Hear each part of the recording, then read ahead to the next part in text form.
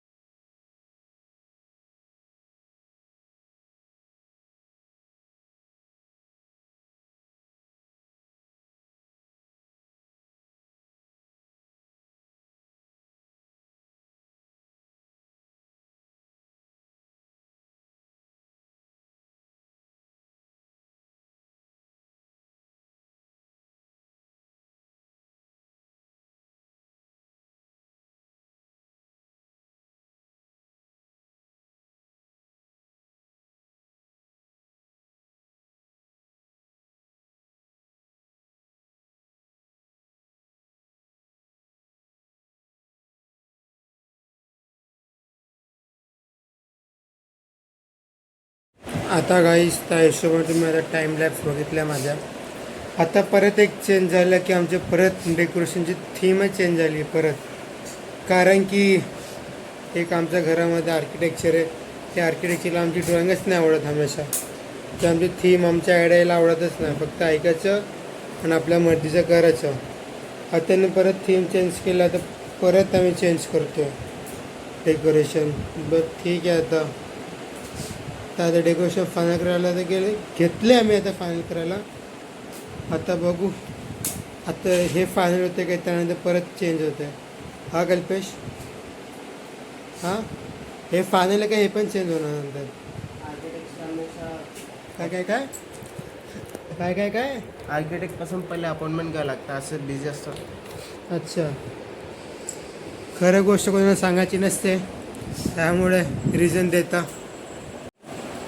आता ही आमची फ्रेम आहे. आता मी पूर्ण स्क्वेअरमध्ये बनवली आहे. आता कल्पेश ह्या सगळ्या फ्रेमला लॉक करतो आहे. नंतर ही फ्रेमला अशी आम्ही लॉक करू आणि याच्यावरच हात याला जपवलं आहे. याला आता मी थर्माकॉलनी पुन्हा असे थर्माकॉल लावून टाकू.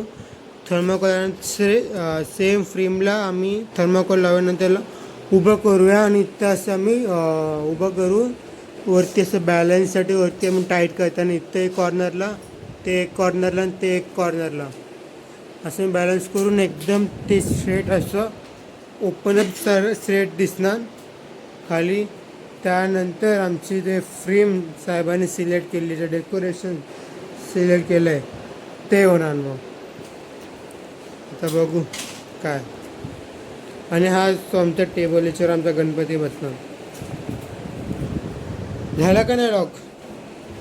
मला एक गोष्ट सांग, तो टेप लावतोय याच्या काही तो एक स्टॅपलर मारला असं गन मशीन तर आपल्याला इतकं लागत लास्ट इयर मग त्याच्याने लावलेलं तो मग ते निघालं ना. काढला तर निघणार नसेल ना. हे निघालं नव्हतं 5 दिवस. लास्ट टाइमचं डेकोरेशन मिस काढलेलं. आता टेम्पररी काम झालंय. काय काय टेम्पररी अरे तोंडात काय घुसवतो. बोल, आता बोल. आम्हाला जे जॉईन करायचं होतं आम्ही जॉईन तर केलेत. काय नॉर्मल त्यांना 3 पिनमध्ये टाकला आम्ही त्याला आणि ठोकलं. आता फक्त काय नाही, मी फक्त सेलोटेपने आता सध्यासाठी चिपकवलं की बाहेर मी पडू नये. आता याच्यावर आम्हाला फोम वगैरे लावावं लागेल. आता बघू याच्यावर फोम कसं करू. मेन बाजूच्यांचं खाली दाखव.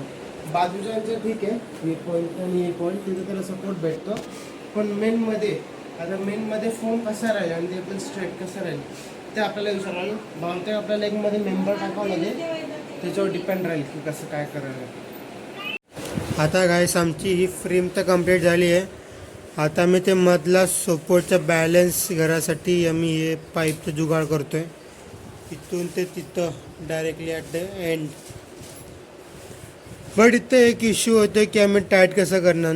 जे मी माझी आयडिया होती मी सांगितलं तर रस्सीने एकदम असं टाईट करून घ्यायचं. त्याच्यानंतर टाईट पण होणार, फ्रेम पण टाईट असणार, फ्रेमचा बॅलन्स पण असणार बरोबर. तर बघू आता कल्पेशची आयडिया तर दुसरी. आता कल्पेश बघू काय बोलतो, कुठली आयडिया यूज करतो. ही माझी आयडिया होती पाईपची. आता कल्पेश चेंज करून फॉर्मची हे घेतोय आयडिया. कसं हो ना बाबा सांगा.